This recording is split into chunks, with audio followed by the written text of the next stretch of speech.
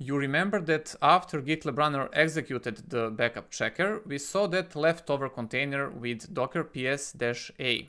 With time, there will be more and more of that. There's been a couple of days since I've set up CI/CD schedule, so if I now do docker ps-a and grep for main.py, you'll see that for each day the pipeline ran, we have a container in exited state.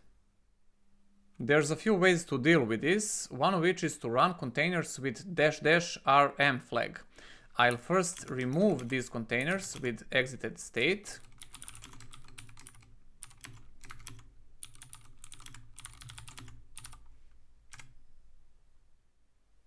In another shell, in backup checker directory, I'll open gitlab.ci.yml, and in deploy section, I'll add --rm flag right after the docker run. Save the file, git add, commit, and push. There's a new message in Zulip, so I know that the container did run, but if I do docker ps-a, it will not show a container with exited state, because the rm flag removed the container on exit. While this solves this particular issue, you can't always expect that all developers will remember to add this rm flag. Also, each time Docker pull gets the new image, the old one will still be on the system, or more precisely, a layer of that image.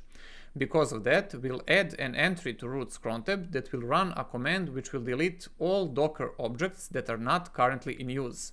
This might lead to data loss in certain cases, but not with the way we have set up things.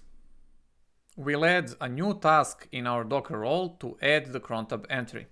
Open main.yml inside the Docker tasks directory, and at the end, add new line include tasks, and I will call it prune.yml.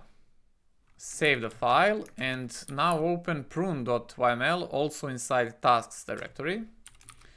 So I want to run this command, and I'm picking the time that I know will be after all the other Docker stuff. So after everything is finished, perform the cleanup.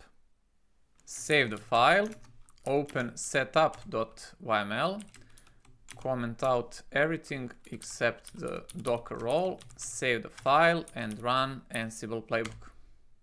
Ansible has finished, and root's crontab on the VPS now has the new entry docker prune. Let's run this command now to see what it will do. This command scanned all Docker objects that were not in use and removed them. We can see that it reclaimed more than 11 gigabytes in my case.